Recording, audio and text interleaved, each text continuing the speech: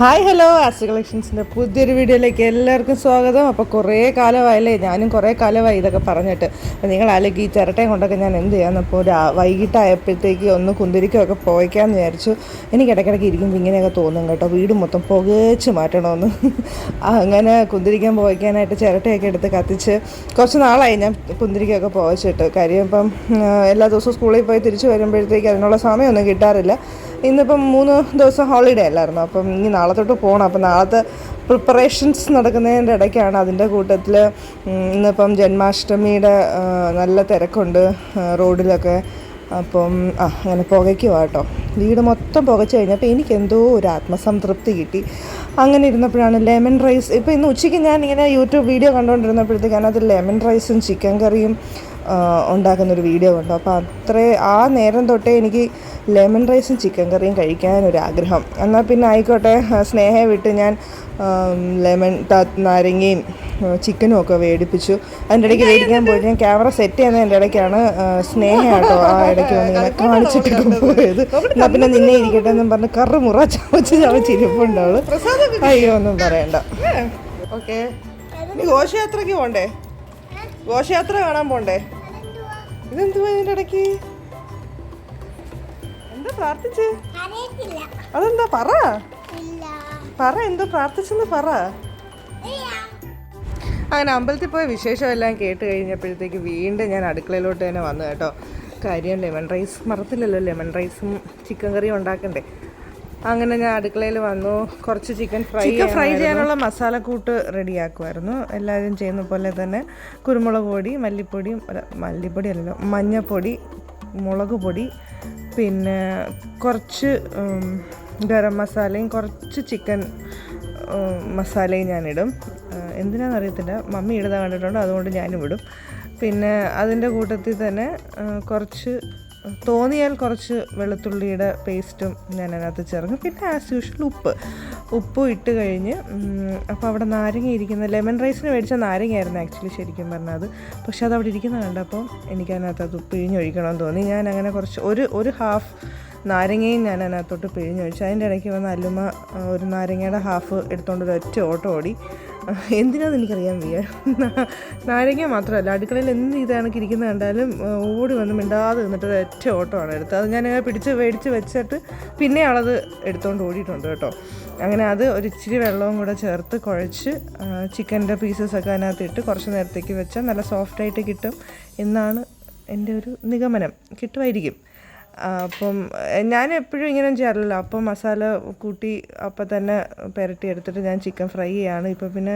ഇപ്പോൾ ഫ്രൈ ചെയ്യേണ്ട, കുറച്ചുകൂടെ കഴിഞ്ഞ് നല്ല സോഫ്റ്റ് ആവും എന്നൊക്കെ മമ്മി പറഞ്ഞപ്പോൾ ശരി ആയിക്കോട്ടെ എന്ന് ഞാനും വിചാരിച്ചു.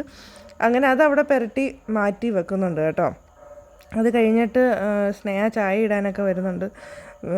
ചായ ഇടാൻ മമ്മി പറഞ്ഞിട്ട് ചായ ഇടാനൊക്കെ വരുന്നുണ്ട്. പിന്നെ ചായ ഇടുന്നുണ്ട്. അതിൻ്റെ ഇടയ്ക്കൂടെ ഒരുപാട് പരിപാടികളൊക്കെ നടക്കുന്നുണ്ട്.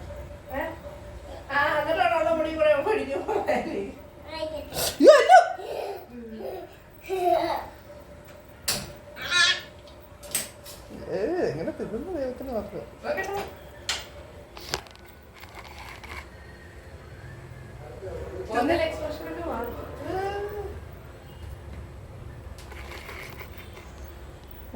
പക്ഷെ പിള്ളേരെ ഒരുപാട് കാണിക്കാൻ പറ്റും.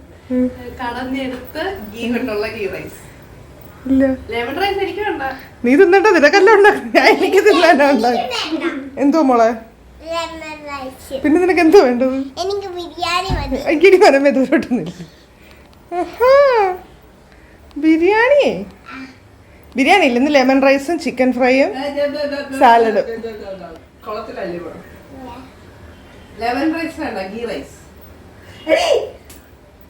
അതിന് വായിക്കാത്ത വെക്കല്ലേ.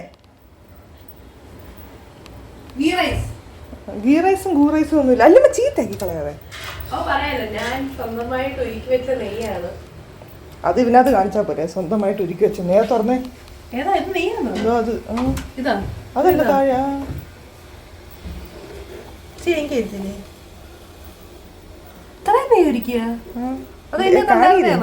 അല്ല, ഞാൻ ഒരുക്കിയ നെയ്യ്. അതുകൊണ്ടല്ലേ ആ നെയ്യ്. ഒന്ന് മാറി കിട്ടും. കണ്ടപ്പോ എന്നോട് ഇങ്ങനെ പോയിരുന്നു ചേച്ചിയെ കണ്ടപ്പോ. എന്തുവായത്?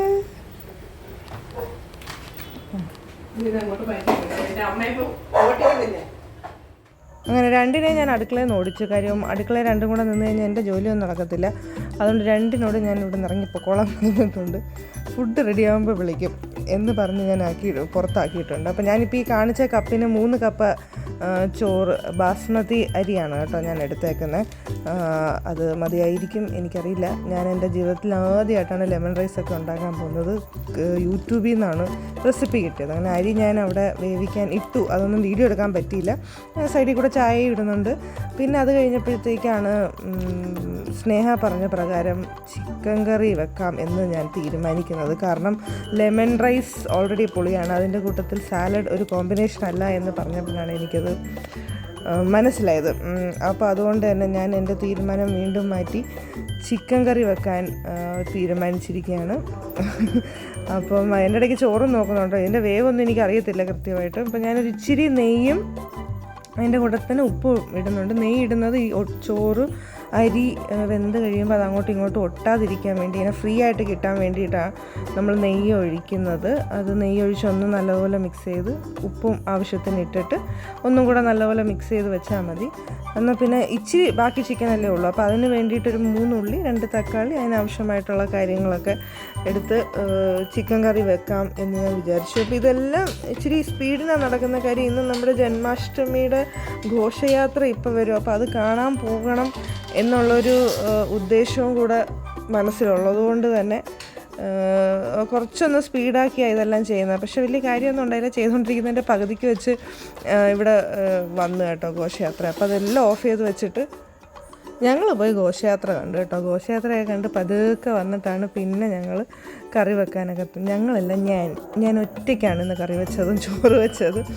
അപ്പോൾ ഇപ്പോഴല്ല കേട്ടോ, ഇപ്പോഴൊക്കെ വന്നില്ല. അത് ഒരുപാട് ദൂരെ വരുത്തതേ ഉള്ളൂ എന്നൊക്കെ പറഞ്ഞ്. അപ്പോൾ എനിക്ക് കറി അടുപ്പത്താക്കിയിട്ട് പോകാമല്ലോ എന്ന് വിചാരിച്ച് വേഗം ഉള്ളിയൊക്കെ അരിഞ്ഞ് സെറ്റാക്കിക്കൊണ്ടിരുന്നതാണ്. അങ്ങനെ ഉള്ളിയൊക്കെ അരിഞ്ഞ് അതിൻ്റെ ഇടയ്ക്ക് അല്ലു വന്ന കാര്യങ്ങളൊക്കെ പറയുന്നുണ്ട്. എന്തൊക്കെയോ കഥകളൊക്കെ പറയുന്നുണ്ട്. അമ്പലത്തിൽ കാണാൻ പോകണമെന്നും മുറിയടിയുണ്ട്, അത് കാണാൻ പോകണം, കളിപ്പാട്ടം മേടിക്കണം എന്നൊക്കെ അല്ലു വന്ന് പറയുന്നുണ്ട് കേട്ടോ ഇതിൻ്റെ ഇടയ്ക്ക്. അപ്പോൾ അതെല്ലാം കേട്ടുകൊണ്ടിരുന്നിട്ടാണ് ഇതെല്ലാം ചെയ്യുന്നത്. മമ്മിയുണ്ട്, സ്നേഹയുണ്ട് വീട്ടിൽ.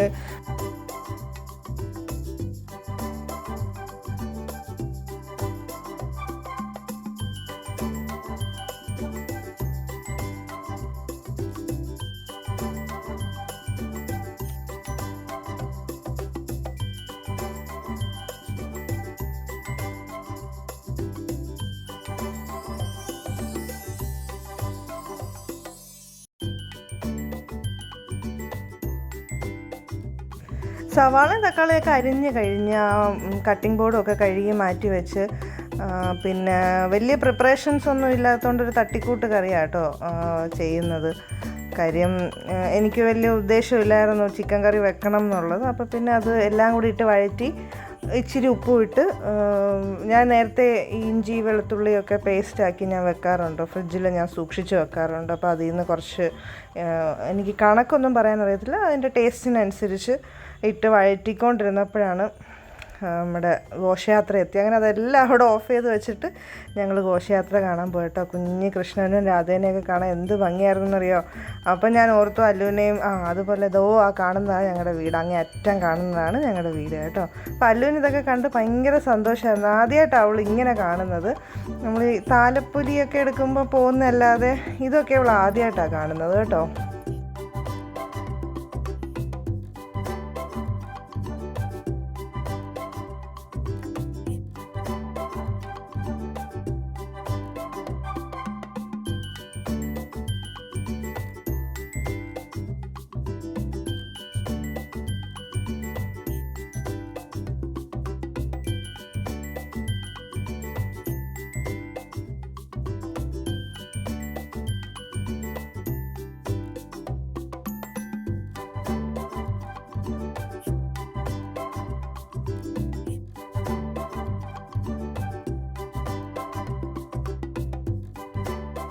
അങ്ങനെ കുഞ്ഞു കൃഷ്ണനെയും രാധേനെയൊക്കെ കണ്ട് ഞങ്ങൾ തിരിച്ച് വീണ്ടും ഞാൻ തിരിച്ച് വീണ്ടും അടുക്കളയിലോട്ട് തന്നെ വന്നു.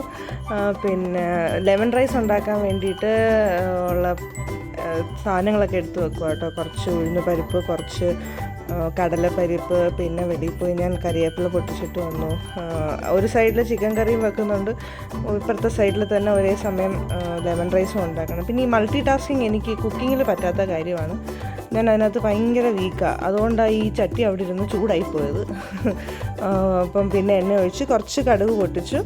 അത് പൊട്ടി വരുമ്പോഴത്തേക്ക് നമ്മുടെ ഈ കടലപ്പരിപ്പും അതും ഉഴുന്ന് പരിപ്പും കൂടെ എടുത്ത് നമ്മൾ ഇതിനകത്തോട്ട് തട്ടി നല്ലപോലെ വഴറ്റി കുറച്ച് കറിവേപ്പിലയും വറ്റൽമുളകൊക്കെ ഇടണം. എൻ്റെ ഒരു വറ്റൽമുളകൊന്നും ഇല്ലായിരുന്നു. പിന്നെ നമ്മൾ കൊച്ചുള്ളിയൊക്കെ അരിഞ്ഞിടാൻ പറഞ്ഞായിരുന്നു. എനിക്കത് അരിയാൻ സത്യമായിട്ട് നല്ല മടിയായിരുന്നതുകൊണ്ട് ഞാനതിട്ടില്ല.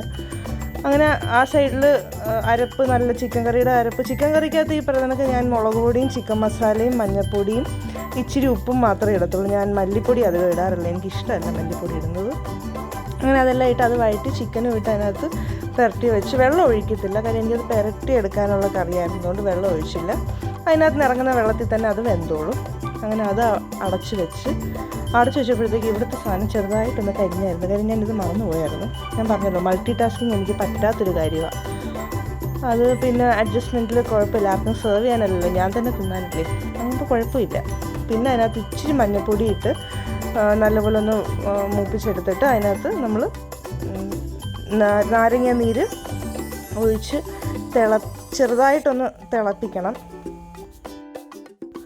അതൊന്ന് തിളച്ച് വരുമ്പോഴത്തേക്ക് നമ്മൾ അതിനകത്തോട്ട് ഉപ്പിടണം, ഒരു ഇച്ചിരി ഉപ്പ്. കാര്യം നമ്മൾ നാരങ്ങയല്ലേ ഇടുന്നത്, അതുകൊണ്ട് ഒരിച്ചിരി ഉപ്പും കൂടെ ഇട്ടിട്ട് ഈ ചോറിൻ്റെ കാര്യം പറയാൻ പറഞ്ഞത് നമ്മൾ വേവിച്ച് തണുക്കാൻ വെക്കണം കേട്ടോ. തണുത്ത ചോറാണ് നമ്മൾ ശരിക്കും ഇപ്പം നമ്മൾ ചെയ്ത മിക്സിനകത്തോട്ട് ഇടുന്നത്, അല്ലെങ്കിൽ അത് കുഴഞ്ഞു പോവും.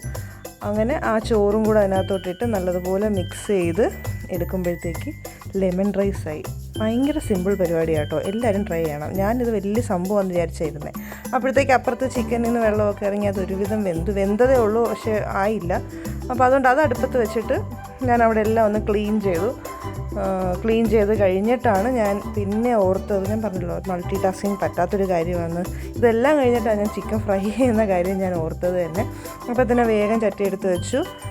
2 കറിവേപ്പില പൊട്ടിച്ച് അതിനകത്തോട്ട് ഇട്ടിട്ട് ചിക്കൻ ഫ്രൈ ചെയ്യാനും വെച്ചു. അത് കഴിഞ്ഞിട്ട് വേണം ഫുഡ് കഴിക്കാനായിട്ട്.